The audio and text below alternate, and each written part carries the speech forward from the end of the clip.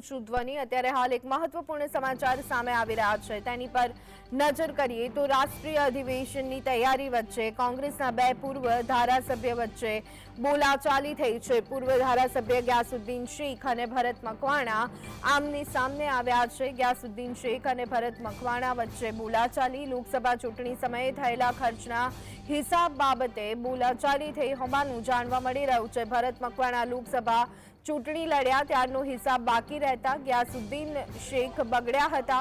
ગાળાગાળી કરતા બંને નેતાઓને સાથી નેતાઓ દ્વારા છૂટા પાડવામાં આવ્યા હતા। ગઈકાલે પ્રદેશ અધ્યક્ષની ચેમ્બરમાં જ ગાળાગાળી થઈ હોવાનું સામે આવ્યું હતું।